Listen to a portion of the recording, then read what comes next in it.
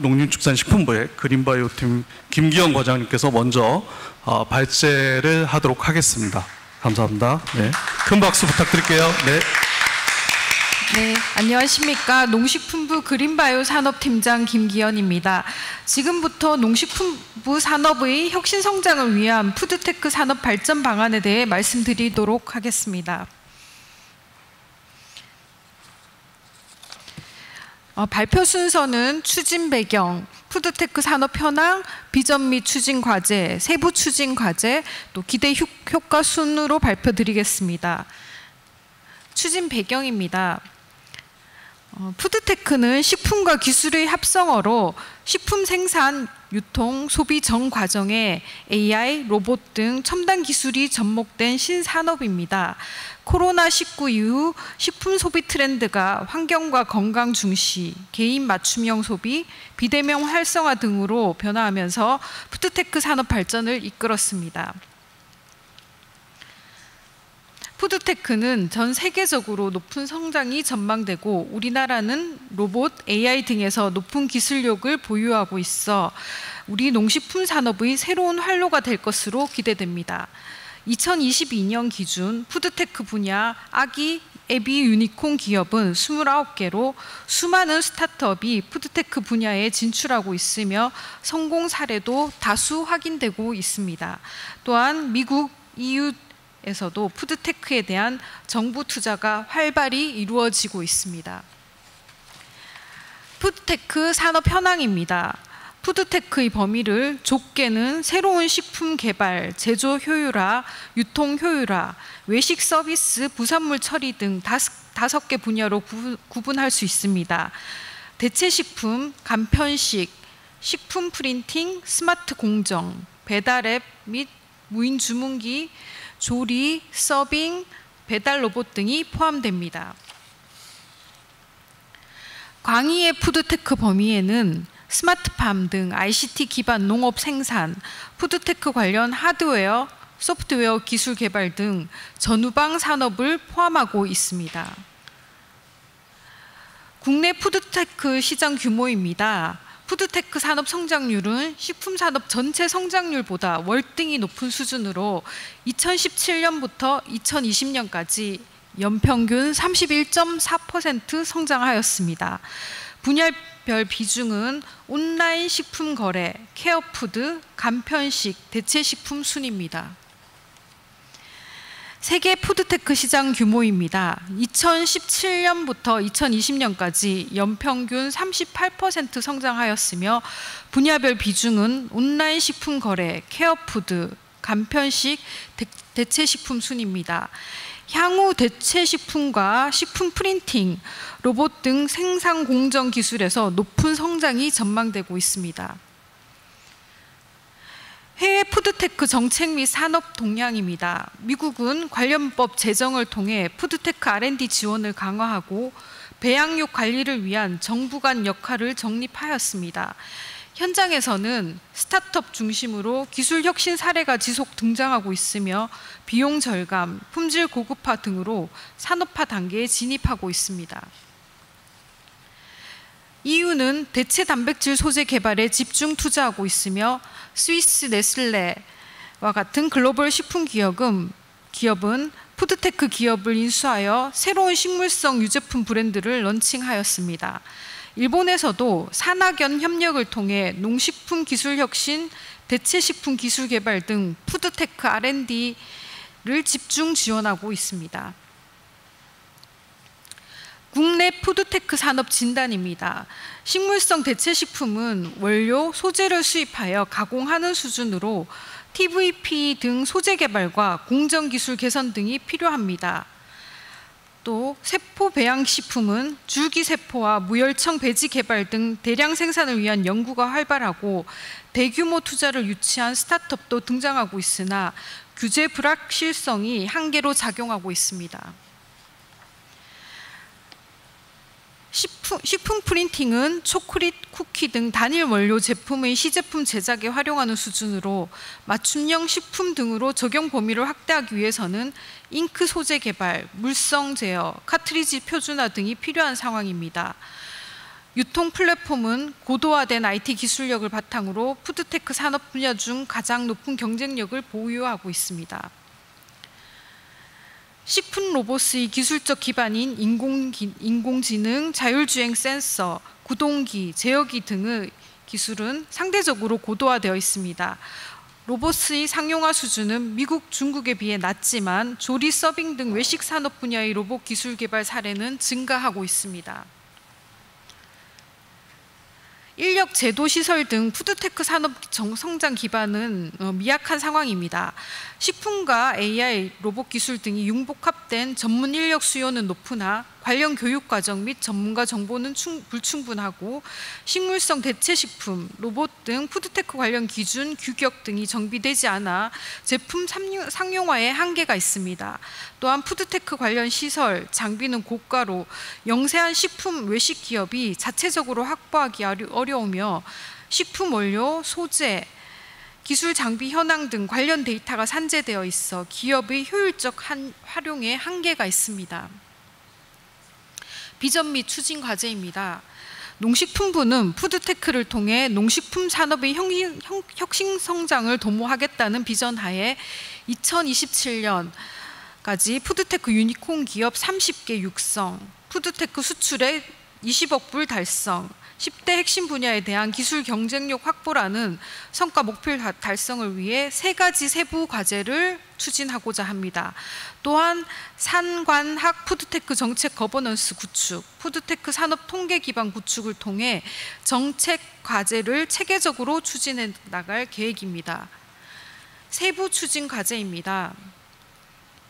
첫째, 푸드테크 산업을 선도하는 혁신 기업을 적극 육성하겠습니다. 우선 창업 초기 자금은 엔젤 투자, 크라우딩 펀드 등을 통해 지원하고 2027년까지 1천억 원 규모의 푸드테크 전용 펀드를 조성하여 산업 단계별 필요한 자금을 지원하겠습니다. 시장 확대에 필요한 자금은 벤처 캐피탈 등을 활용하여 지원하되 국내외 투자 설명회 확대, 투자 로드쇼 개최를 통해 투자를 활성화할 계획입니다. 푸드테크 정책 지원 대상을 명확하게 설정하기 위해 푸드테크 사업자 신고제를 도입하고 R&D 자금 지원 등 각종 정책 사업에서 우대할 계획입니다. 지역별 푸드테크 특화 분야를 선정하고 지역 내 기업, 대학, 연구기관 간 공동 R&D, 기술 실증 등을 위한 네트워킹 지원을 통해 푸드테크 혁신 클러스터를 육성할 계획입니다. 국제 컨퍼런스 계획, 국제 컨퍼런스 개최, 해외 전시회 참가 등 분야별 전문가와의 네트워킹을 강화하여 기업 맞춤형 솔루션을 제공할 예정입니다. 그린바이오 벤처 캠퍼스 등을 통한 통합 지원, 유망 창업 기업에 대한 멘토링 등 권역별 푸드테크 스타트업을 지원하는 인큐베이팅 플랫폼을 구축할 예정입니다.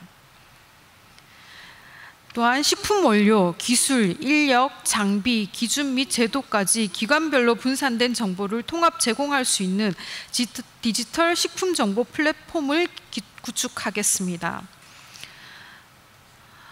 온오프라인 유통 채널 입점을 지원하고 온라인 홍보 콘텐츠 제작 등 마케팅 지원을 확대해 나가겠습니다. 식품 제조업, 외식 분야의 조리, 서빙, 배달 로봇 등 푸드테크 도입을 촉진할 예정입니다. 박람회, 전시, 온오프라인 홍보를 통해 푸드테크에 대한 소비자 인지도를 높일 예정입니다.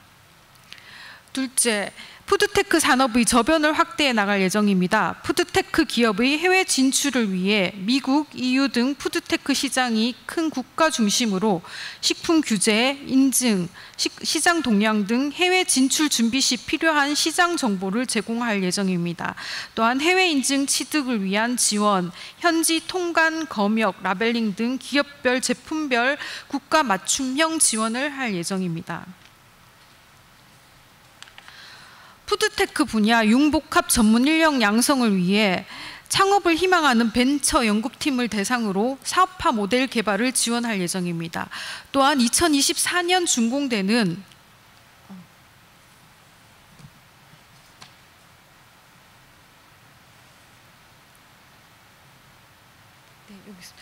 준공되는 청년 식품 창업센터 등을 활용하여 실습 위주의 현장 교육을 지원할 예정입니다. 식품과 AI 로봇 기술 등을 접목한 푸드테크 융합인재 양성 교육과정을 교육부와 공동 추진하여 푸드테크 신규 인력을 양성할 계획입니다. 또한 기업 재직자에 대한 푸드테크 교육 지원을 강화하기 위해 계약 학과를 단계적으로 확대해 나갈 예정입니다. 산업 성장을 위한 제도적 기반 마련을 위해 푸드테크 산업 육성에 관한 법률 제정을 추진할 계획입니다. 대체 식품 표시 가이드라인, 안전관리 규정 마련, 고령 친화 식품 제조 기준 정비 등 푸드테크 시장 확대를 위해 각종 규격 및 기준을 정비할 계획입니다. 또한 국내의 산업 동향과 기업 수요 파악, 제도 개선 및 정책 개발 사항 논의를 위해 상관학위에 참여하는 푸드테크 산업 발전 협의회를 운영할 계획입니다.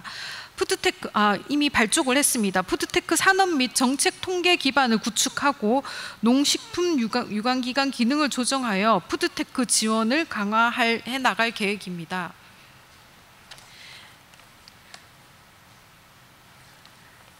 기대 효과입니다. 기대 효과는 푸드테크 산업 육성을 통해 제품 서비스 혁신으로 소비자의 만족도를 높이고 식품 기업의 국산 농산물 사용 확대, 대체 식품 등 신식품 분야의 원료 국산화를 통해 농가의 추가 소득을 창출하고 식품 외식 업계는 산업 경쟁력이 강화되어 해외 진출을 확대할 수 있도록 할 예정입니다.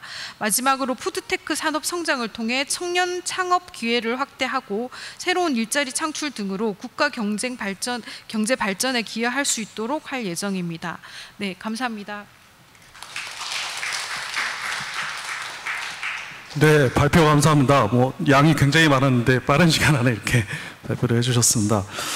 우선 김기현 과장님한테 우선 감사의 말씀드리고요. 사실 농림축산식품부가 그동안 많은 역할을 해오셨습니다. 푸드테크 산업 발전을 위해서.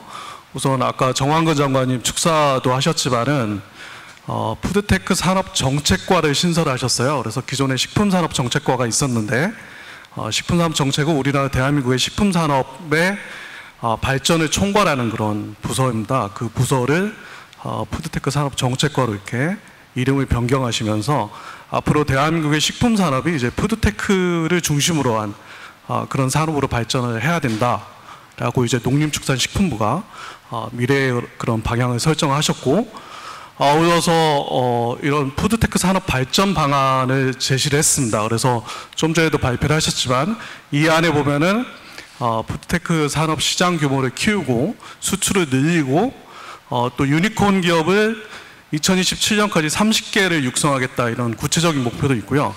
푸드테크 청년 창업가 1000명을 양성하겠다, 또 모태펀드를 1000억 원 이상 조성하겠다, 이런 구체적인 내용들이 있고, 또 그 중에서 가장 중요한 오늘 아마 핵심 주제가 될 것 같은데요. 푸드테크 산업진흥법에 대한 입법을 추진하겠다, 이런 내용들이 있습니다. 그래서 우선 이런 푸드테크 산업 발전에 가장 맨 앞에서 추진하고 계시는 농림축산식품부 장관님 이하 그 부서 공무원 구성원분들에게 우선 큰 감사 인사드리면서 큰 박수 한번 부탁드리겠습니다.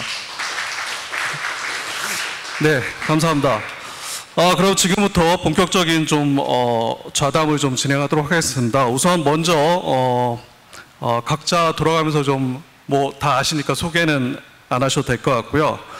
소감, 오늘 참석하신 소감하고 또 각기 지금 보면은 정부 측이 있고 박 교수님 이제 민간 측, 그 다음에 장 교수님 어떻게 보면 협의회에 계시기 때문에 민간과 정부를 또 아우르는 그런 중간이라고 보실 수가 있겠습니다. 그래서 각자 이제 다른 파트에 기대하는 바가 있다면 그거 좀 설명해 주시면 감사할 것 같습니다. 우선 장재호 교수님부터 먼저 한번 하실까요? 네.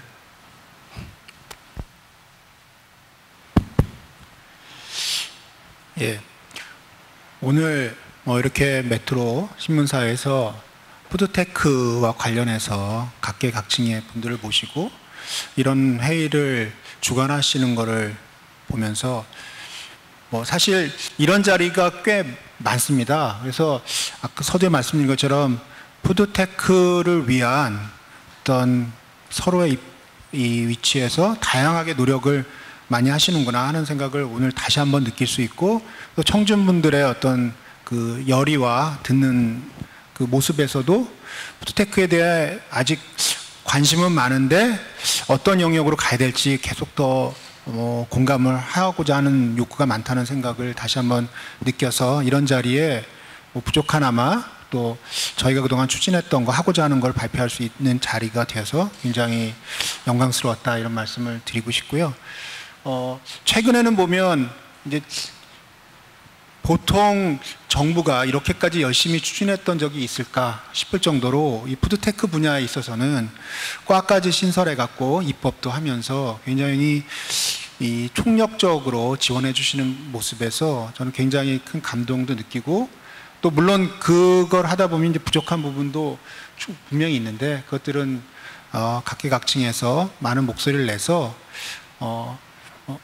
저희 푸드테크 협의회가 모토로 삼고 있는 푸드테크 산업을 대한민국을 대표하는 글로벌 넘버원 산업으로 육성하는데 다 같이 기여하는 그런 자리가 됐으면 좋겠다라는 생각을, 소감을 말씀하라고 하셔서 일단 소감으로 말씀드립니다. 감사합니다.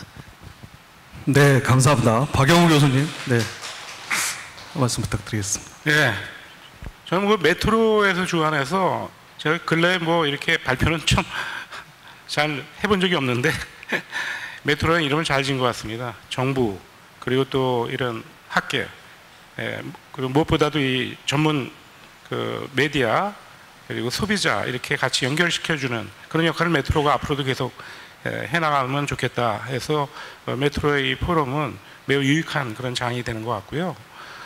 저는 뭐 경력을 아직 뭐 책자가 없으니까 제가 국가기관에서 공무원 농식품에서 20년을 근무했습니다.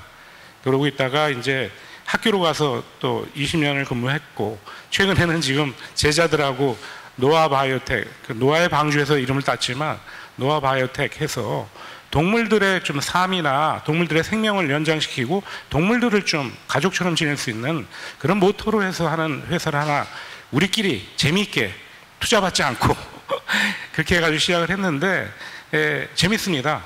그리고 뭐 실험실에서 같이 있던 친구들 또 헤어지지 않고 같이 모여서 또 하고 있고, 미국, 영국 뭐 각 나라에 교수하고 있는 제자대로 하다 보니까 전 세계적으로 어떤 식의 트렌드가 있는지를 바로바로 실시간으로도 확인이 되고, 회의도 그렇게 할 수 있고, 마치 오늘 그 메트로에서 그 각계에 있고, 또 아까 맥스 라이하고도 아까 시작 전에 한 30분 시간이 있어서 같이 얘기를 했는데, 뭐 싱가포르에서 왔지만은 본인이 보스턴 그리고 샌프란시스코 여기 다 회사를 갖고 있더라고요. 그래서 다음에 싱가포르에 저를 초청하기로 했는데 진짜로 할지 모르겠고, 메트로에서 확인해가지고 꼭 좀 초청할 수 있도록 좀 해주시면은 제가 기꺼이 싱가포르로 가도록 하겠습니다. 오늘 하여튼 유익한 시간, 많은 분들이 관심 있고 그래서 기분 좋게 마치고 갈 것 같습니다. 감사합니다. 네, 김기현 과장님 말씀해 주십시오. 네, 오늘 사실 이 발표는 저희 농식품부의 식품산업정책관이신 양주필 국장님이 발표를 해주시기로 하셨는데요. 갑작스러운 해외 출장으로 제가 오늘 대신 발표를 했습니다.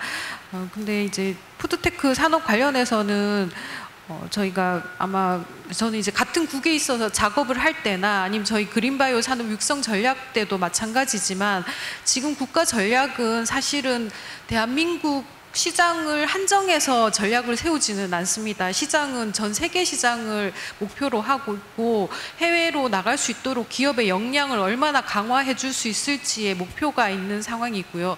그리고 해외에 나가더라도 각국의 규제에 따라서 그 요건을 충족하지 못하면 수출이나 제품을 판매할 수 없는 상황이기 때문에, 그런 부분들을 얼마나 국가 차원에서 주도 면밀하게 지원을 할 수 있는지, 그런 부분에 초점이 맞춰져 있습니다. 그래서 앞으로도 뭐 기업 경쟁력 강화나 아니면 뭐 국가 발전을 위해서 민관학이 함께 아마 노력하면 더 좋은 결과가 있지 않을까 하는 그런 생각이 듭니다. 네, 감사합니다. 네, 감사합니다. 정말 저는 이번에 그 푸드테크 협의회 및 푸드테크 산업 발전을 통해서 농림축산식품부가 노력하시는 걸 보고 정말 대한민국에 이런 훌륭하신 공무원분들이 계시다. 그래서 우리나라 미래가 밝다 이런 생각을 좀 많이 했습니다. 지금 말씀하신 것처럼 이제는 정말 시장이 국내 시장이 아니고 스타트업이 다 글로벌을 향해 도전을 하고 있어요. 이미. 그런 상황에서 과거에는 정부기관에서 보면은 해외 시장 관심 없고 계속 국내 시장만 가지고만 얘기를 하고 있었거든요. 그러니까 사실 민간 입장에서는 뭐 전혀 이렇게 바람직하거나 도움이 안 되는 그런 이야기들일 뿐이었죠. 근데 이제 지금 과장님께서 말씀하신 것처럼 푸드테크 자체는 글로벌 시장을 타겟으로 이미 준비를 하고 있고 발전 방향을 수립했다라고 말씀하셨습니다. 먼저 아마 가장 궁금하실 것 같아요. 현재 푸드테크 산업진흥법이 어디까지 와 있고 어떻게 되고 있고 언제 입법되고 그게 과연 이런 산업 발전에 어떠한 영향을 끼칠 수 있을지에 대해서 좀 많이 궁금하실 것 같은데, 우선은 이 푸드테크 산업진흥법을 지금 많이 연구하고 추진하시는 우리 장재호 교수님께서 푸드테크 산업진흥법의 내용이 뭐고 이게 추구하는 목표가 뭐고 하고자 하는 것이 어떤 것인지 그걸 좀 간단하게 먼저 좀 설명해 주시면 좋겠습니다. 회장님 말씀하시는 거 맞지 않아요? 뭐 누가 더 잘 아실까요? 네. 먼저 하실까요, 그럼? 예. 이제 저희 그 식품산업 정책관실에 푸드테크 산업 정책과가 따로 있습니다. 근데 이제 저는 이제 오늘 그린바이오 산업팀장이지만 이 업무로 와서 그린바이오 푸드테크 산업 육성에 관한 법률 제정된 내용을 그럼 간단히 말씀을 드리도록 하겠습니다. 그 푸드테크 산업 육성에 관한 법률은 한 총 20조 정도로 만들어진 법률이고요. 이 중에 가장 그 핵심이 될 만한 조문은 2개 정도를 꼽을 수 있는데, 그 사업자 신고 조문하고 그다음에 혁신 클러스터를 육성하는 조문이라고 합니다. 사업자 신고는 푸드테크 이제 정책 대상자를 확인하기 위해서 푸드테크 사업자가 신고를 할 경우에 거기에 관련된 어떤 지원 정책을 지원할 수 있도록 만들어진 그런 조문이고요. 다음은 혁신 클러스터 육성 부분은 그 푸드테크 관련된 기업들이 모여서 산업을 육성할 수 있도록 클러스터화하는 그런 조문이라고 보시면 되겠습니다. 좀 뭐 이렇게 만들어지는 과정에 대한 더 자세한 내용은 교수님이 더 자세히 말씀드릴 수 있을 것 같습니다. 네, 어차피 이제 농식품부에서 주관하셔서 발의하시는 거라서 이제 저희는 도와드릴 뿐이라서 이제 과정을 좀 말씀드리면 한 3개월 동안 치열하게 고민을 했습니다. 처음에 이제 푸드테크라고 하는 것이 어디서부터 어디까지 다뤄야 할 것인가. 왜냐하면 저희가 법안을 만들 때 흔히 해외법을 참조를 해서 많이 만드는데 전 세계 어느 나라도 푸드테크를 따로 띄어서 법을 만든 나라가 없더라고요. 아까 미국이나 유럽이나 하는 어떤 이니셔티브 법은 푸드테크 중에 뭐 배양육이 됐던 뭐 아니면 맞춤육이 됐던 특정한 영역이지 푸드테크라고 하는 산업을 규정하고 마치 식품산업진흥법이나 외식산업진흥법처럼 이렇게 한 사례 하나도 없고요. 폴란드가 유일하게 푸드테크 액트라는 게 있어서 참조하려고 들어가 봤더니 전부 푸드 세이프티에 관한 것만 했기 때문에 저희가 생각하는 푸드테크와는 좀 영역이 달랐어요. 그래갖고 해외 사례가 참조할 게 없어서 이제 저희가 맨 땅에 헤딩하는 식으로 해서 정의부터 범위를 이제 찾아 들어가게 됐고요. 그래서 요번에 대통령령으로 예시를 좀 아까 제 발표 자료에 있었지만 작년에 농식품부에서 10대 기술로 푸드테크 10대 기술로 선정하신 분야를 중심으로 대통령령으로 정하는 예시를 드렸고 그런 것들을 구현하기 위한 기술들을 푸드테크의 예시라고 정했고요. 가장 논란이 됐던 게 아까 과장님 말씀하셨던 푸드테크 사업자 신고하고 이제 혁신 클러스터에 대한 부분인데, 왜냐하면 처음에 니즈는 푸드테크도 어떤 기술 인증이나 사업 인증 같은 제도로 각각 처음에 생각했습니다. 근데 그렇게 되려면 기술 인증이 됐던 사업 인증이 되려면 인증 절차부터 시작해서 그러면 이 사람이 저 사람보다 낫다라고 하는 평가 기준도 만들어야 되고 뭐 후속으로 해야 될 게 많은데, 푸드테크라고 하는 이번에 진흥을 위해서 처음에 어떤 아웃라인을 잡는데 처음부터 기준을 높게 해서 푸드테크 기업은 이 정도는 돼야 된다라고 하는 심사 기준들을 만들어 놓고 하면 푸드테크의 특징이 다른 산업에 비해서 지금 스타트업에 의해서 주도되고 젊은 청년 MZ세대가 주도하고 지역 기반이 주도가 돼서 산업이 계속 만들어지는데 처음부터 너무 높은 기준을 만들고 잣대를 만들면 육성의 취지에 맞을까 뭐 이런 생각들이 있어서 인증으로 갈까 허가로 갈까 신고로 갈까 뭐 이렇게 고민하다가 6차 산업 지원에 관한 게 사업자 신고제가 있습니다. 일정한 자격 조건이 되면 신고를 할 수 있는 그런 체계가 있어서 푸드테크 사업 초기에는 일단 문호를 개방하는 측면에서 일정 기준만 저희가 제시하면 신고를 할 수 있게 하자. 그럼 신고 대상자에 따라서 정부에서 지원을 하거나 아니면 투자사가 이 기업 푸드테크 펀드 이런 걸 조성하면 이 기업이 푸드테크라고 하는 것들 이 꼬리표가 있어야 그 기업이 이 기업이 푸드테크입니다를 장황하게 설명하지 않아도 돼서 시간을 절약할 수 있거든요. 그런 의미로 신고제도 의미가 있다라고 해서 신고제를 가기로 했고요. 나중에 이게 굉장히 많은 기업들이 신고가 돼서 이게 이제 옥석을 가려야 된다 하면 추후에 어떤 기술 인증이나 사업 인증 같은 것들은 후속으로 가는 게 좋겠다 해서 이번 법은 일단 발의하기 전에 신고제를 갔고요.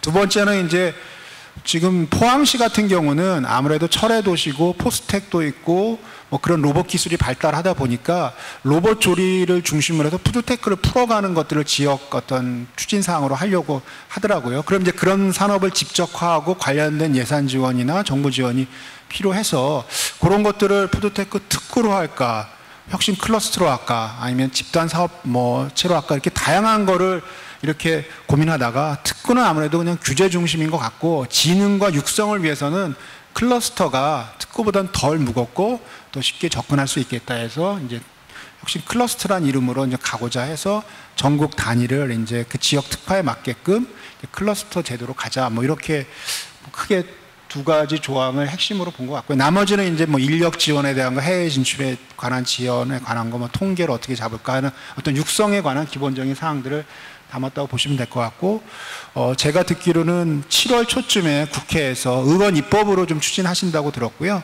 7월 초에 관련 분들을 모시고 공청회를 개최한다고 들었습니다. 그래서 저도 이제 그때 패널로 참가해서 그때 공청회 할 때 이제 패널 토론도 하고 그때 이제 발의가 되면 그 후는 이제 하늘에 맡기는 거가 될 것 같습니다. 될지 안 될지는 이제 국회 상황에 따라서 볼 것 같습니다. 네, 감사합니다. 보니까 절차는 7월 초에 공청회를 열고 입법 절차에 들어가서 아마 빠르면 올해 안에 제정이 되는 것으로 네, 그렇게 기대를 해도 좋겠죠. 예.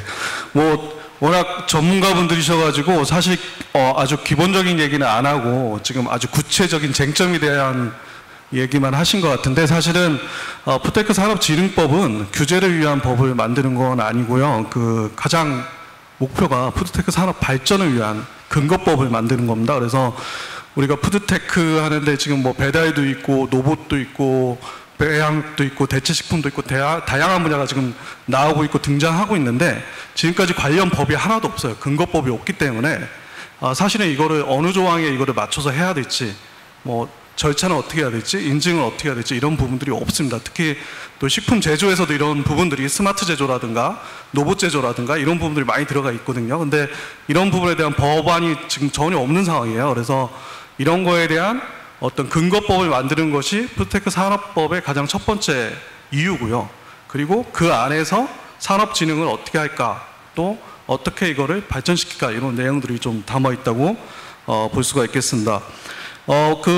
박영호 교수님한테는 사실 청중에서도 궁금한 사안들이 되게 많을 것 같아요. 그래서 뭐 저희도 대체식품 6이라고 안 하겠습니다. 대체식품, 식물성 대체식품을 많이 먹어봤잖아요.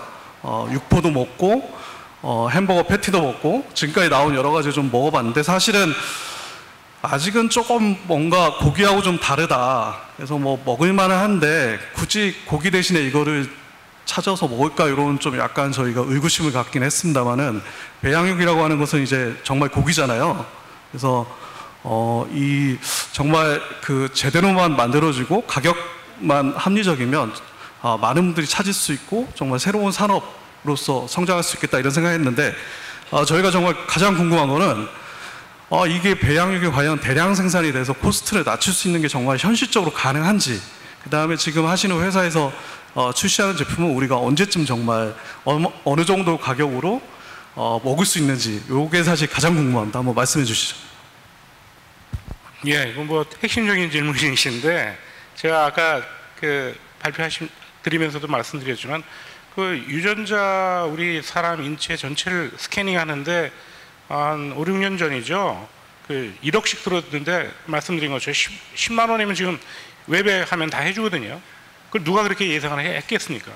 그래서 지금을 뭐 이게 언제쯤 얼마의 가격으로 된다 이렇게 얘기하는 거는 제가 점쟁이가 아니라서 모르겠지만, 이 조직공학 기술, 또 아까 이 프리시전 퍼멘테이션 이런 것들이 놀랄 만큼 이렇게 발전이 되고 있기 때문에, 그리고 또 특히 배양 생산하는 바이오 리액터, 이미 뭐 미국에서는 공장을 만들어서 가동을 하고 있지 않습니까? 그 다음에 무혈청 배지. 그래서 가격은 뭐 엄청나게 떨어질 거고, 저는 문제는 뭐냐, 가격도 가격이지만 소비자들이 여기에 대한 선호도가 쟁점입니다. 결국은 그 소비자들의 초이스가 어떻게 이끌어 나가느냐, 이것이 중요한 거고, 그걸 하려면 뭐 중요하다고 저는 보는 게 세이프티입니다. 안전해야죠. 맛있고 뭐 가격 싸고 뭐 기후 변화 뭐 이런 거 떨어지더라도 과연 이게 안전한가? 그 다음에는 이제 그 맛이나 또 뭐 기후나 뭐 여러 가지 뒤에 따라가겠죠. 그래서 그런 안전성을 확보하고 가격을 떨어뜨리는 것이 핵심인데, 지금 안전성이라는 건 아까 말씀드린 것처럼 어떤 광우병이라든가 또는 사스나 메르스나 뭐 이와 같은 코로나나 이런 거를 이미 프리한 유전자를 시작하기 때문에, 그렇다고 해서 감염이 안 되는 건 아니지만 그런 감염성이 매우 낮은, 거의 미약한 줄기세포부터 시작하니까 엄청난 그런 미래의 포텐셜한 임팩트가 있겠다고 생각이 됩니다. 그래서 지금 많은 그 대형 회사들도 관심을 갖고 있고, 또 외국에서도 이렇게 뭐 급진적으로 회사들이 늘고 있기 때문에, 그 옛날에는 1부터 4, 뭐 10까지 다 한 회사가 있는데 지금 다 쪼개지고 있거든요. 하나하나가 도전할 만한. 그 얘기는 뭐냐면, 경쟁력을 아까 얘기 드린 대로 세포 쪽, 또 배양 쪽, 지지체 쪽, 뭐 여러 가지가 이렇게 나눠져 있기 때문에, 3D 프린팅도 마찬가지고, 그렇기 때문에 가격은 매우 빠른 속도로 떨어지고, 또 기술도 엄청나게 진보되는데, 문제는 소비자를 어떻게 끌어들이느냐, 그것이 관건이라고 생각이 됩니다. 네. 네, 감사합니다. 네, 그럼 두 번째 질문을 좀 하도록 하겠습니다. 지금 사실 오늘 산업 발전 방안에 대해서 많은 이야기 발표가 있었고 논의를 지금 하고 있는데요. 그럼 그 푸드테크 산업 발전에 있어서 가장 지금 현재 문제는 무엇이고, 또 어떻게 해결하는 게 좋을지에 대해서 좀 토론자분들한테 질문을 드리도록 하겠습니다. 뭐 잘 아시겠지만 우리나라가 푸드테크가 발전할 수 있었던 거는 특히 외식업 분야에서 많이 발전을 시작을 했는데요. 그 가장 큰 이유가 노동력에 대한 이유가 큽니다. 그래서 서빙하는 분들이 많이 안 계시고, 또 빠르게 저희가 이거를 집에서 먹을 수 있게 하고, 뭐 이런 부분에서 지금 보면은 매장에서 급속도로 빠르게 주문과 배송, 배달 이런 것들이 다 이제 로봇으로 무인화로 지금 대체되는 그런 시장이 있는데, 많은 분들이 또 우려를 하고 계세요. 이런 푸드테크가 되면은 정말 그러면 인력이 다 직업이 없어지는 거 아닌가, 이런 부분에 대한 이제 우려가 첫 번째 있습니다. AI나 로봇을 통해서 무인화가 가속화되면서 어떤 그로 인한 고용시장에 문제가 발생하는 거 아닌가, 이런 의문이 하나가 있고요. 두 번째는 또 아까 박 교수님께서 얘기하셨지만 대체식품을 대체육이라는 표현을 좀 못 쓰게 하는 법안이 지금 상당히 많이 등장을 했습니다. 미국도 그렇고요, 유럽도 그렇고. 그래서 축산을 통해서 만들어진 축산물만 유기라는 그런 표현을 쓰게끔 하자라고 이제 기존 축산업에서 주장하는 부분이죠. 그래서 이로 인해서 이제 용어 자체도 정의가 지금 안 되고 있는 혼돈스러운 그런 상황이라고 볼 수가 있겠습니다.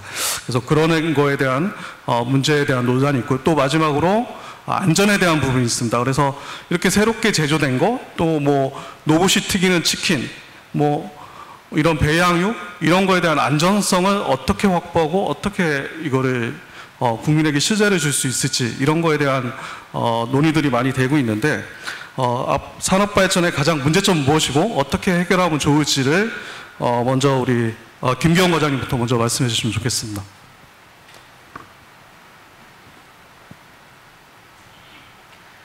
네, 좀 기존 정책 기준에서 말씀드리기보다 그 혁신 기술 관점에서 이거 조금 생각을 해야 될 필요가 있다고 생각하는데요. 푸드테크 같은 경우는 이제 기술 발전에 따라서 새롭게 발생하는 분야고, 뭐 핀테크나 뭐 이런 쪽까지도 이제 포함하는 AI 로봇까지도 말씀을 하셨는데, 이제 그러면 사실 기존 구조를 혁신하고자 하는 어떤 그 시장의 필요에 의해서 혁신 기술이 적용되는 거고, 그럼 혁신 기술이 시장에서 잘 작동할 수 있도록 이제 국가적인 차원이나 아니면 어떤 기업 차원에서도 이제 이 어떤 잘 활성화될 수 있는 시스템이 이제 작동을 해야 되는데, 그걸 위해서 아까 이제 우리가 토론했던 푸드테크 산업 육성에 관한 법률에 혁신 클러스터 같은 것들을 이제 만들어서 그 어떤 기업들이 거기 와서 어떤 산업 그 기업을 성장시킬 수 있도록 하고, 또 기존에 있는 산학연하고도 협력을 해서 기업을 성장시킬 수 있도록 구조를 만들려고 하는 노력을 이제 국가적인 차원에서 하고 있습니다. 그리고 뭐 규제 부분 같은 것도 마찬가지인데, 저희가 역사적으로 예전에 그 산업혁명이 일어났을 때 자동차가 제일 처음에 발명이 돼서 자동차 산업이 제일 먼저 일어난 곳은 산업혁명이 일어난 영국인데, 영국에서 왜 자동차 산업이 제대로 발전을 하지 못했냐 보면, 이미 기존 그 탈 것을 운반하고 있던 마차 산업을 하고 있던 사람들의 그 반발에 의해서 그 제한 속도를 뭐 20km, 30km 이상을 운전할 수 없도록 했던 그런 법이 제정돼서 운영됨으로 인해서 영국에서 오히려 자동차 산업 발전을 저해한 그런 사례가 있습니다. 그래서 새로운 산업 분야에 같은 경우는 우리가 어떤 틀에 넣어서 이거를 운영을 한다기보다 이것들이 잘 이제 기술적인 측면에서나 잘 만들어질 수 있도록 어떤 형태를 도와줄 수 있는 지원 체계 같은 것이 더 중요하다고 생각이 되고요. 그래서 이런 혁신 클러스터 육성하는 거나 아니면 벤처 스타트업 육성하는 것들이 가장 중요한 어떤 정책 방향이라고 생각합니다. 네, 이상입니다. 네, 말씀 감사합니다. 예, 장재환 교수님 좀. 예, 제가 지금까지는 이제 푸드테크 산업이라고 하는 것의 형태가 이제 이머징하기 때문에 육성을 해야 된다라고 말씀을 드리는데, 사실 엄밀히 말하면 또 너무 환상을 가져서도 안 된다라고 하고 싶어요. 실리를 챙겨야 된다고 생각을 합니다. 무조건 이제 부안해동에서 뭐 이거 뜨니까 다 들어온다 하는 게 이제 산업이 혼탁해지는 거잖아요. 육성을 위해서 초기엔 필요하지만 실리 측면에서 잘 봐야 될 게, 이 푸드테크도 이제 범위가 굉장히 이제 소비자 관점에서 생산, 유통, 소비 다양하게 말씀드렸고 굉장히 클 가능성이 있지만, 나중에 누가 돈을 버는지도 산업계에 계신 분들은 잘 보고 정부에서도 그 부분을 유념해서 정책을 잘 폈으면 좋겠어요. 예를 들자면 요즘 식물성 대체육, 뭐 배양육, 뭐 ESG 때문에 굉장히 화두가 돼요. 근데 실제 판매는 우리가 인지하는 것만큼 그렇게 이제 활성화되어 있지는 않아요. 여러 가지 이유가 있지만. 근데 만약 그게 크게 활성화되었다고 치면 누가 과연 돈을 벌까 봤을 때, 여기 푸드테크도 소부장 같은 개념이 있다고 생각해요. 식물성 대체육을 만들 때 지금 베이스가 되는 원료는 100% 수입합니다. ISP. 그러니까 소이 프로틴 사와야 돼요. 그러니까 소이 프로틴 컨센트레이트나 소이 프로틴 아이솔레이트 단백 함량 80%짜리 사와야 되는데, 그 한국에서 기술이 없어서 못 만드냐? 아닙니다. 그거 만들려면 원가를 못 맞춰서 못 만들거든요.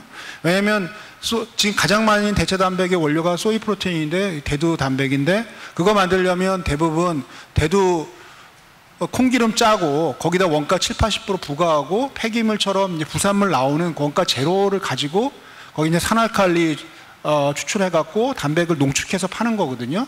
그러다 보니까 한국에서 식물성 대체육 뭐 300개 업체가 뜨면 300개 업체가 전부 다 그 미국의 대표적인 솔레 이런 데서 원료 수입해 갖고 쓸 수밖에 없어요. 나중에 한국에 있는 기업들은 그거 이제 베이스는 소재는 다 사다가 나중에 맛만 맞추는 거거든요. 그 시장 커지면 솔레만 배불러지는 거거나 중국 업체만 배불러지는 거죠. 원료를 기반으로 하는 건. 저는 배양육도 똑같아질 가능성이 있다고 생각합니다. 지금은 기술 발전이 더 돼야 되기 때문에 지지체부터 뭐 줄기세포 아니면 배양육에 관련된 부분들을 요소 기술들을 개발해야 되지만 나중에 결국 원가를 좌지우지하는 거는 결국 대량 생산에 따른 리액터를 어떻게 돌리느냐인 것 같고요. 보면 업사이드 푸드 이런 데들 보면 뭐 유튜브나 이런 데 나오면 그 퍼멘터 규모가 무지무지합니다. 예를 들자면 저는 배양육 같은 경우는 나중에 셀트리온이나 삼바 같은 그런 케이스가 될 것 같아요.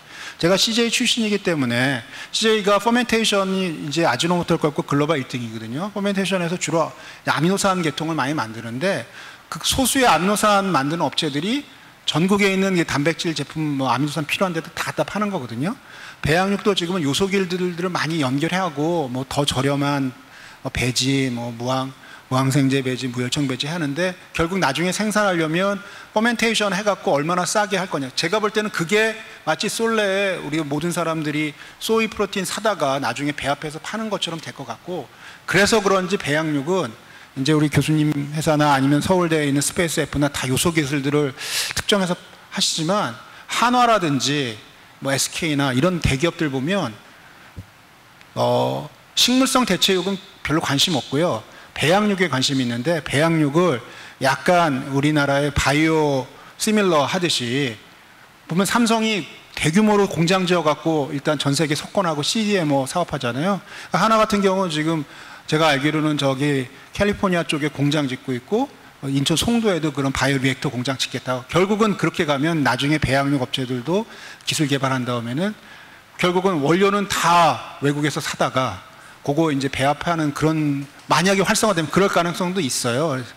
근데 이제 어차피 식물성 대체육에 들어가는 단백은 이미 늦었습니다. 한국이 뭐 대두나 이런 거는 아르헨티나나 뭐 미국에서 사올 수밖에 없기 때문에 이제 와서 소이 프로틴을 한국 공장을 만드는 건 이미 끝났기 때문에 안 되지만 리액터를 돌리는 바이오 리액터 관련한 거는 우리 삼바라든지 셀트리온 같은 케이스가 있기 때문에 전략적으로 잘 모아갖고 또 소부장을 장악할 수 있는 어떤 정책을 피면 글로벌 사업을 키울 수 있다. 이제 그런 선별 작업이 필요한 것 같고요. 잘못하면 서빙 로봇 뜨니까 우리나라 80%가 중국산 로봇 사다 쓴다는 거 아니에요. 요즘은 조리 로봇이 좀 뜨고 있어요. 뭐 치킨을 로봇이 한다. 근데 굉장히 단순한 작업이거든요. 사실 보면 그것만 갖고 푸드테크가 된다고 하면 나중에 그 산업 크면 나중에 그것 또한 중국산 싼 거 사다가 끼워 넣기 시작하면 정작 산업은 우리가 키웠는데 돈은 외국 업체들한테 배불릴 가능성이 있지 않나. 뭐 이런 것들도 이제부터는 이제 지능이 되면 그런 선별을 해야 될 것 같고, 글로벌로 나가려면 결국 우리만이 가지고 있는 경쟁력, 소부장까지 포함해서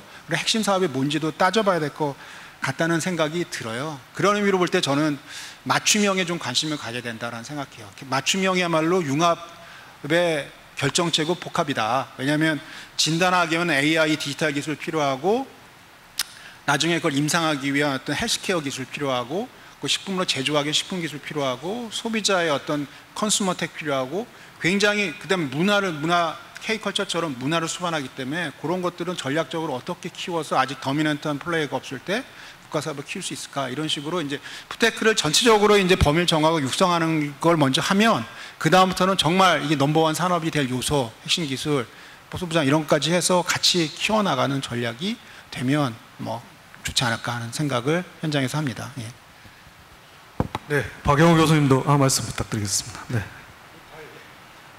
아, 그래요? 네. 뭐 두 분께서 지금 굉장히 귀중한 말씀을 해주셨는데 좀 간단하게 정리를 좀 할 필요가 있을 것 같습니다. 우선은 정부 관점에서는 토대를 만들어주고 기술 혁신이 되게 하고 스타트업이 잘 많이 생겨나고 잘 커나갈 수 있도록 해주는 것에 초점을 두고 푸드테크 산업 발전을 추진하겠다, 이렇게 좀 요약해서 말씀해 주셨고요. 장 교수님 워낙 뭐 사실 식품 산업 부분에 오래 필드에서 계셨었고, 또 연구소, 또 학계, 또 협의회 이런 쪽에 다 몸담고 계시다 보니까 아마 전반적으로 이렇게 전체적인 틀에서 봤을 때 푸드테크 산업을 정말 이거는 그냥 무리하게 산업 발전만 꾀하는 것이 중요한 게 아니고, 실제 내실 있는, 우리나라가 경쟁력을 갖고 있고 내실 있는 부분에 집중해서 진짜 제대로 된 푸드테크 산업이 발전되도록 해야 된다라는 거를 주장하시는데 저도 이 부분은 잘 몰랐습니다. 대체식품이나 이런 부분이 원재료를 다 수입해서 우리가 의존한다는 거. 지금 우리가 반도체 산업이 굉장히 중요한데 반도체 테스트 장비나 반도체 설비 장비, 웨이퍼 가공 장비 이런 게 사실 다 수입산에 저희가 쓰고 있잖아요. 그래서 예전에 금광시대 보면은 금을 캐서 돈 번 사람은 거의 없고 꽃갱이하고 청바지 판 사람들만 돈을 벌었다 이런 얘기가 있고 또 인터넷 버블 시대에도 닷컴 회사들이 돈 번 게 아니고 결국은 뭐 오라클 같은 데이터베이스 회사나 시스코 같은 장비 회사, 라우트 회사 이런 회사들이 결국은 크게 돈을 벌었다 이런 사례들이 있습니다. 그래서 대한민국 푸드테크 산업도 이런 선례가 되지 않도록 해야 된다 이런 말씀을 하신 것 같고요. 아까 김 과장님께서 영국의 마차법 대표적인 규제법이죠. 산업규제법. 그것 때문에 영국의 자동차 산업이 미국한테 이제 주도권을 뺏기게 된 가장 큰 케이스였는데 대한민국이 현재도 이걸 지금 반복하고 있습니다. 아시겠지만 타다법. 원래 없었던 법을 만들어서 타다를 규제를 했어요. 결국은 지금 택시 업계에 문제가 또 생기고 있고 산업 자체도 발전을 못하고 있고 이 시간만 한 2, 3년 뒤로 늦춘 거죠. 그러니까 우리 지금 배양육 하시지만 푸드테크 이런 새로운 부분에 타다법처럼 안 되리란 보장이 지금 없습니다. 왜냐하면 기존에 축산업 하는 사업자분들이 굉장히 많으시고 산업이 존재를 하고 있기 때문에 똑같은 부분이 푸드테크 산업에도 재현될 가능성이 높습니다. 다행히 우리 정부기관에서는 그런 마음을 안 갖고 있지만 또 국회의원분들이라든가 또 그쪽에 지원을 하는 분들이 계시다면 또 그런 식의 어떤 법안이 나올 수도 있지 않을까 생각하는데 이런 우리 푸드테크가 타다법 같은 또 마차법 같은 사례가 되지 않으려면 어떤 노력을 좀 하는 것이 좀 필요할까요? 그거 좀 말씀을 해주시면 좀 좋겠습니다. 박영 교수님 좀 부탁합니다. 말씀. 네. 아까 제가 또 발표할 때 조금 말씀을 드렸는데 저도 이제 정부기관에서 오래 있다가 보니까 또 특히 농림부에 있고 식약처하고도 지금 뭐 여러 가지 일을 하고 있는데 우리나라의 근본적인 문제는 농식품부는 식품 산업을 식약처는 식품 안전을 그래서 항상 서로 서로 이렇게 뭐 협조하는 것도 필요하고 또 서로 견제하는 것도 필요한데 이 협업이 안 됩니다. 단적으로 얘기하면 제가 그에 있어서 뭐 팀장님이 와 계시고 뭐 위에 국장 계시고 뭐 해봐야 아무 소용 없습니다. 거기에 또 뭐 신랄하게 얘기를 하면 장관님들도 다 국회의원으로 가기 때문에 농림부 장관들은 다 지역구에 관심이 있기 때문에 뭐 누가 축산업자가 한번 반대하면 그거 이기지 못합니다. 자, 그럼 어떻게 해야 되냐? 외국 사례를 많이 하는데 저희들이 좀 오래전부터 얘기한 건데 식품을 우리가 K푸드가 말로만 하지 말고 큰일 나면은 식품청이라고 해서 식품만 할 수 있는 모든 것을 주관할 수 있는 게 나와야 됩니다. 식품의약품안전처에서 의료는 빼고 거기서 식품 갖고 오고 여기 지금 농림부에서도 식품해서 지금 사람 쪽의 식품만 지금 농림부에서 얘기하는데요. 전 수의사니까 얘기하는데 이 반려동물 시장이요. 우리나라만 해도 20조입니다. 20조. 그럼 반려동물에 들어간 사료는 얼마인 줄 아세요? 제가 대체육을 하지만 배양육을 하지만 대체식품 같은 것들이 지금 여러분들 반려묘 키우고 있지 않습니까? 그 사료나 그 식품이요 엄청난 고부가 가치를 갖고 있는데 농림부는 소돼지 닭만 걱정하고 있어요. 지금 뭐 우리 과장님이 책임지는 문제는 아니지만 이런 컨셉을 가지고 우리나라는 경쟁력은 아직도 멀었습니다. 이렇게 뭐 지능법 만들어 놓으면 뭐합니까? 그거가 얼만큼 육성이 될 수 있는지 또 오히려 뭐 교육은 교육부가 없어야 잘 되는 것처럼 농림부는 없어야 어떻게 보면 육성이 더 잘 될 수 있다는 극단적으로 그런 얘기도 할 수 있을 정도로 우리나라는 너무나 진짜 퍼스트 무버가 못 돼요. 패스트 팔로우만 하려고 그러고 어디 외국에 있는 기준은 어디 있냐 이거부터 따지니까 그걸 타파하지 않으면 정말 어렵고요.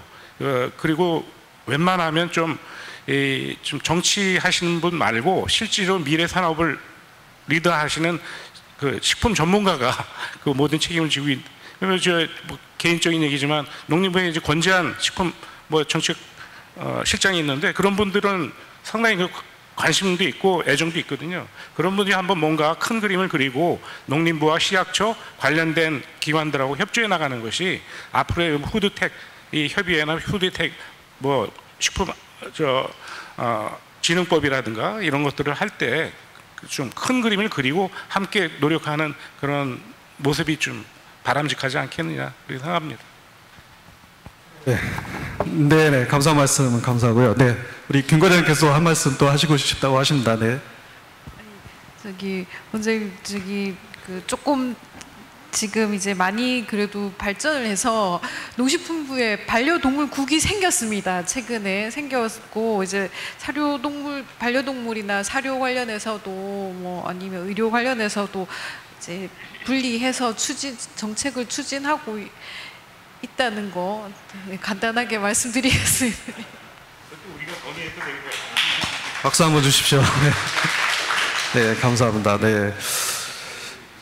네, 다음 주제로 좀 넘어갈까 합니다. 그 발전 방안에 보면은 유니콘 기업 30개 육성 그리고 청년 창업가 1000명 양성 뭐 이런 내용들이 있습니다.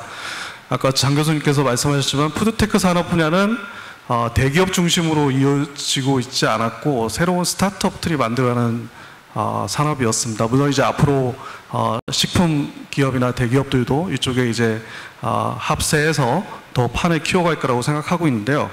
우선 그 농림축산식품부에서 목표로 하고 있는 유니콘 기업 30개 육성 구체적으로 어떤 방안으로 좀 육성하고자 하는지 궁금하고요. 또 장재호 교수님께서는 지금 서울대학교에서 푸드테크 청년 창업과 과정 또 푸드테크 석사 과정이죠. 예, 석사 과정도 있고 책임자 과정도 있고 아마 또 박사 과정도 생기는 것 같아요. 학부도 생기고 그래서 푸드테크 전공이 본격적으로 이제 시작을 하는 것 같은데 청년 창업가를 어떻게 육성하고자 하는지 그 부분이 좀 궁금합니다. 네, 김 과장님. 네, 말씀하신 것처럼 사실 푸드테크 산업은 그 4차 산업혁명, 이제 새로운 AI 기술이나 IT, BT 기술들이 엄청난 발전을 함에 따라서 이제 수반되는 어떤 새로운 신산업을 육성하기 위한 전략이고요. 그 유니콘 기업하고 그다음 수출 강화 또 기술 확보 부분은 제가 아까 발표 드린 것처럼 추진 전략과 과제를 마련을 해서 여기에 맞춰서 계획을 수립해서 이 목표를 달성하는 걸로 이미 전략을 수립을 하고 있습니다. 그래서 요건 아까 발표 드린 그 내용으로 좀 대신 가름을 하고자 합니다. 네, 이상. 네, 감사합니다. 장재 교수님 말씀해 주십시오. 질문을 100% 이해 안 되지만 창업교육 중심으로 말씀드릴게요. 요즘 약간 푸드테크는 좀 특이한 것 같아요. 다른 산업, 바이오나 IT나, IT는 좀 다른가? 게임은 좀 다른가? 바이오나 이런 거는 사실 기술이 좀 무겁다면 무거울 수도 있어요. 연구를 하기 위해 장비도 좀 필요하고 기간도 좀 오래 걸리는 속성이 있어서 좀 약간 전문가들이 뛰어드는 창업시장이라는 생각이 좀 듭니다. 근데 푸드테크는 사실은 우리가 정의를 먹는 것과 관련된 거에 문제를 해결하는 기술이라고 정의를 내렸잖아요. 이게 어디서 튈지 몰라요. 왜 내가 이거를 신선한 거를 빨리 못 봤지? 이런 거에서 올 수도 있고, 이걸 왜 사람들이 아이스크림을 퍼야 되지? 이런 데서 올 수도 있고, 다양한 데서 올 수도 있고, 아이디어만 있으면 접근 일단 할 수가 있고, 필요한 것들을 융합으로 가져올 수 있어서 그런지 통계적으로도 실제적으로도 푸드테크 쪽은 좀 접근이 쉬운 것 같아요. 그래서 젊은 사람들이 좀 뛰어드는 경향이 좀 꽤 있고요. 뭐 다 성공하는 건 아니지만 또 여성들이 또 먹는 것에 또 관심이 많잖아요. 그래서 청년 MZ세대 여성 그리고 식품이 또 지역 기반이 많다 보니까 지역 기반 이렇게 3대 쪽에서 창업들이 많이 이루어지는 것 같아요. 푸드테크가 유독 그런 게 있습니다. 그러면 이런 것들을 어떻게 뭐 원래 배민도 김봉진 이사장이 할머니 집에 짜장면 뭐 이렇게 배달시키다가 냉장고, 우리는 언제까지 냉장고에 붙어 있는 자석이 돼 메뉴를 결정하는 걸까? 뭐 이런 데서부터 시작해갖고 배달의 민족이 지금 뭐 40조 회사가 생긴 거잖아요. 그는 식품을 한 번도 전공한 적도 없는데 그러면서 푸드테크 역사가 이루어져서 이런 것들이 지금도 관심 있는 사람들이 굉장히 많고 해요. 근데 다 성공하는 건 아니죠. 모든 사람이 김봉진이 되는 건 아니니까.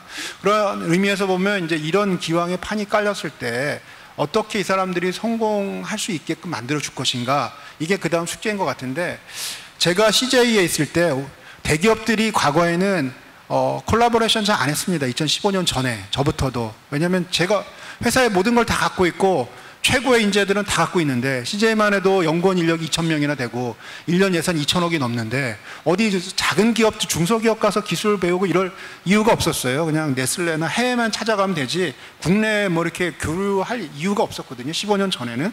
15년 이후에 우리 소위 말해서 4차 산업혁명이 어떻고 뭐 이런 게 들어오면서 아까 말씀드린 대로 처음 봤는데 작은 기업들이 새로운 아이디어를 무장해서 탁탁 튀어나오는 것들이 보이는 시점에 우리도 오픈 이노베이션을 좀 관심을 가져야 되겠다. 작은 회사들 하는 거 관심 가져야겠다 해서 제가 실리콘밸리에 있는 그런 데를 좀 찾아다닌 적이 있어요. 그때 플러그 앤 플레이라는 그 엑셀러레이터를 회사를 간 적이 있다가 깜짝 놀랐어요. 아니야, 제가 2015년인가에 플러그 앤 플레이를 갔었는데 거기가 이제 실리콘밸리 보면 1층에 들어가면 1층 복도에 구글부터 시작해갖고 페이스북부터 이게 자기네를 거쳐간 기업들의 이렇게 쫙 이렇게 있습니다. 보면 걔네들 다 뭐 스탠포드나 뭐 미국에 있는 대학에 있다가 아이디어만, 푸드테크랑 똑같아요. 아이디어만 있는데 어떻게 회사를 키워야 될지 모르는 사람들이 그 플러그 앤 플레이나 이런 엑셀러레이터에 들어와서 뭐 사업하는 법도 배우고 기술 심화하는 법도 배우고 뭐 자기들끼리 거기 이제 졸업생들이 있으니까 자기들끼리 서로 배워가면서 해요. 그 저는 놀랐던 게 실리콘밸리 가면 좀 IT 창업만 할 줄 알았는데, 저는 이제 CJ 같은 경우는 식품 바이오 기업이다 보니까 거기 갔더니 의외로 식품 바이오 푸드테크 유사한 기업들 거기서 많이 만났거든요. 그런 사람들이 아이디어 갖고 그 안에서 자기들끼리 뭉쳐갖고 주도적으로 만들어서 오늘날 큰 기업들을 만드는 것들을 많이 봤어요. 그래서 결국은 근데 실리콘밸리가 뜨는 이유는 결국 그러려면 기업만 모여 있으면 안 되고 학교 따로 놀면 안 되고, 그 실리콘밸리가 최적인 이유가 학교 그런 걸 지원해주는 엑셀러레이터, 그다음에 주정부 기관 뭐 이런 것들이 사실은 자생적으로 그렇게 필요에 의해서 모여갖고 됐거든요. 그래서 이제 그런 게 한국에도 그런 판이 깔려야 된다. 요즘은 한국도 좀 생겼지만 그 아까 창업하기 어렵다는 바이오도 제가 그 15년대 갔을 때 요즘 한국에 생겼는데 아예 어떤 엑셀러레이터, 바이오점 엑셀러레이터가 생겨갖고 기자재나 뭐 시약이나 다 빌려주고 마치 전세 살듯이 아이디어만 있으면 그 돈 많이 들고 힘든 헬스케어도 창업을 할 수 있게끔 미국은 이미 막 판을 깔아주고 막 그러고 있더라고요. 한국도 요즘 그래서 바이오 파운더리가 어떻고 하면서 약간 바이오 창업자들을 위한 그런 창업 공간 만들어주는 그런 것도 생기는 것 같더라고요. 그래서 그런 것들. 그래서 한국의 역사가 그 엑셀러레이터 역사가 제가 볼 때 미국보다 15년 뒤늦게 들어와서 지금 한 5년 정도 뒤처지게 지금 따라가고 있는 형국으로 저는 파악하고 있거든요.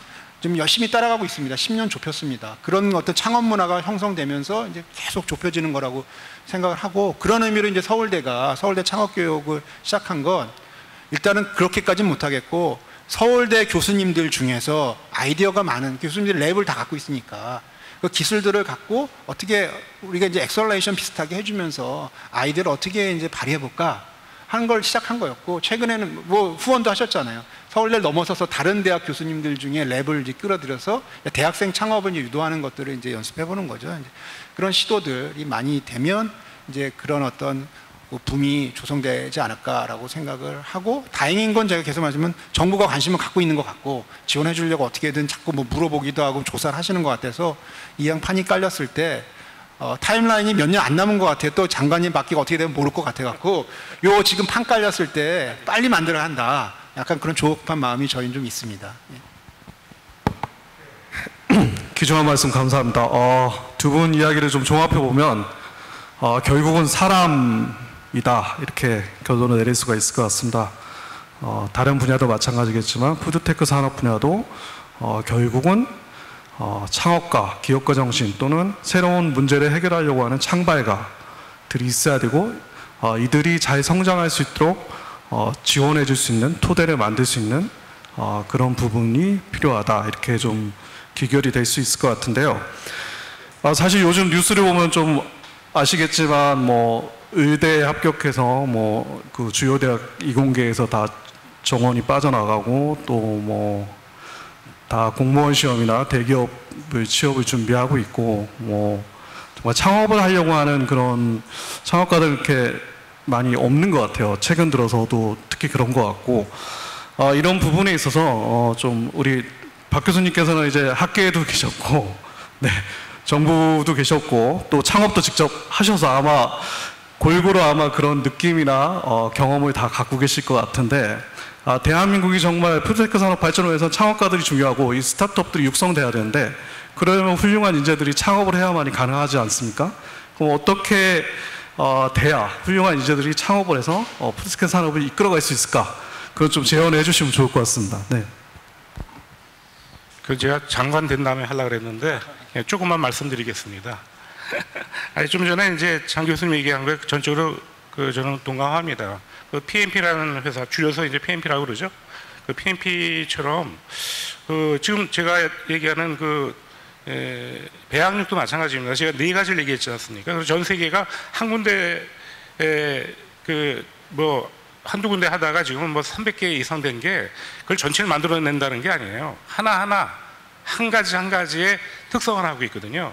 그러면 푸드텍이나 어떤 분야나 마찬가지, 바이오도 마찬가지고, 내가 과연 가장 경쟁력 있는 게 뭔가를 집중적으로 육성할 수 있는 시스템을 확인하고 그걸 또 키워주는 그런 이제 방안들이 정부 쪽에서나 또 업계 쪽에서나 해야 되는데, 이제 서울대 지금 창업 얘기를 하시는데, 서울대는 창업 교수들 머리 좋고 애들 좋고 절대로 안 됩니다. 서울대는 절대로 제가 해봤는데 안 돼요.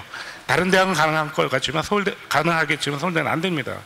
자기의 조그만 하나라도 내놓으려고 그러진 않고요. 그렇기 때문에 그냥 대학원생이나 학부생들을 키워가는 건 좋은데, 그래서 이런 것들이 이제 많이 바뀌겠죠. 대학에 또 교수들이 많은 생각들이 바뀌니까. 저보고는 왜 이렇게 끝날 때쯤 해서 창업을 하냐고 그래요. 젊을 때 하지 않고. 그래서 아니 그건 내 마음이다. 그 철학을 다른 사람들하고 꼭 비교하지 않고 자기 나름대로의 철학을 갖고 있는 사람들을 육성할 수 있는, 아까 우리 의학적으로 이야기하면 프리시전 메디신 아니면 커스터마이즈드 메디신. 그러니까 그게 프리시전 퍼멘테이션 커스터마이즈드. 그러니까 거기에 맞춤형으로 나가는 것이 가장 경쟁력 있고 가장 효율적인 미래를 본다, 이렇게 생각이 돼서 농식품부, 우리 농림 수산부 이렇게 하다가 농식품부 이런 이름을 쓰는 것이 얼마나 식품 쪽에서 간절하게 달려들었으면 농식품부 이런 얘기를 사용했겠습니까? 그렇게 마음을 모아서 같이 할 수 있는 그런 구조가 됐으면 하겠습니다. 귀중한 말씀 감사합니다. 네. 미국에서 그런 일이 있었다고 합니다. 닷컴 버블 시대에 아까 반려동물 얘기하셨는데, 반려동물 시장이 워낙 크다 보니까 너도나도 이제 펫닷컴, 펫땡땡닷컴 이런 것들 이제 창업을 막 한 거죠. 주로 이제 스탠퍼드 대학원생이나 하버드대 대학원생, MIT 대학원생들이 창업을 하면 그 동문들 VC들 엑셀레이터 이런 데서 그냥 창업하자마자 그냥 몇백억씩 꽂아줬다고 합니다. 그래서 근데 그거를 창업한 창업가들이 전문가들이 아니었어요. 그냥 경영대학원 다니거나 컴퓨터 사이언스 다니거나 이런 학생들이었는데 반려동물에 대한 애착도 없고요.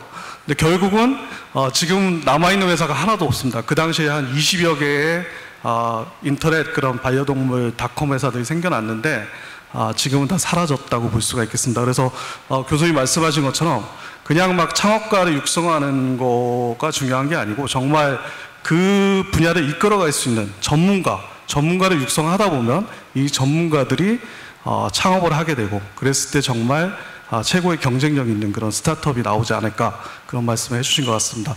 오늘 세 분께서 정말 평소에 들을 수 없는 귀중한 말씀들을 많이 해주신 것 같아서 너무 감사하고요. 오늘 좀 장시간 귀한 분들 모시고 푸드테크 산업 발전을 위한 방안에 대해서 자담회를 개최를 했습니다. 아마 여러분들이 평소에 듣지 못했던 얘기를 많이 들으셨을 거라고 생각하고 있고요. 오늘 이 뜻깊은 자리에 만들어주신 메트로 미디어의 이장규 대표님한테 다시 한번 감사의 말씀을 드리고, 앞으로도 푸드테크 산업 발전을 위한 노력을 계속 해주시기를 당부하면서 토론을 마치도록 하겠습니다. 감사합니다.